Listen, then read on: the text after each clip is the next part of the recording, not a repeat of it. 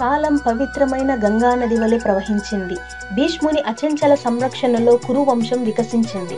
సత్యవతి ఇద్దరు కుమారులకు జన్మనిచ్చింది. చిత్రాంగదుడు మరియు విచిత్ర వీర్యుడు హస్తినాపురం వారసత్వాన్ని కొనసాగించడానికి నిర్మితులు.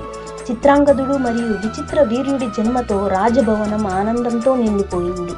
అయితే విధి సంక్లిష్టమైన నూలుపోగులు నేసింది మరియు భీష్ముడు తన కర్తవ్యము యుద్ధభూమికి అతీతమని గ్రహించాడు.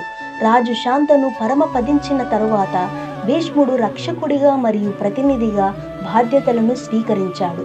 తన ప్రతిజ్ఞకు కట్టుబడి యువ రాజకుమారులను జ్ఞానం మరియు క్రమశిక్షణతో పెంచాడు. జ్యేష్ఠ రాజకుమారుడు చిత్రాంగదుడు పరాక్రమంతో సింహాసనాన్ని అధిరోహించాడు.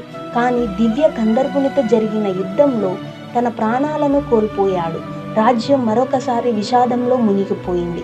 చిత్రాంగదుడు లేకపోవడంతో సింహాసన బాధ్యతలు విచిత్ర వీర్యుడు అనే బలహీనమైన భుజాలపై వచ్చి పడ్డాయి.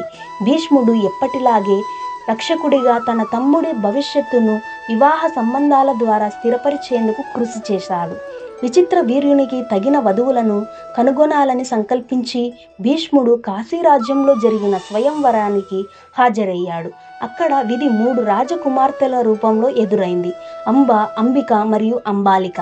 కర్తవ్యానికి మరియు హస్తినాపుర వంశ పరంపరను రక్షించాల్సిన అత్యవసరతకు బంధించబడిన భీష్ముడు అపరాజిత ధైర్యంతో 3 రాజకుమార్తెలను అపహరించాడు. అయితే ప్రత్యర్థి రాజుల ఉగ్ర ప్రతిఘటనను ఎదుర్కొన్నాడు. భీష్ముడి చర్యల ప్రతిధ్వనులు తరతరాలకు ప్రసరిస్తూ ఇంకా రాయబడిన విధులను ఆకారమిస్తాయి.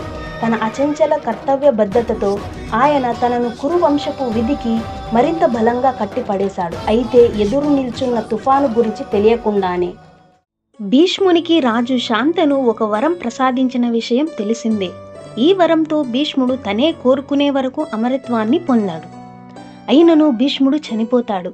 ఎలా తెలుసుకోవాలంటే వచ్చే ఎపిసోడ్లో చూడండి.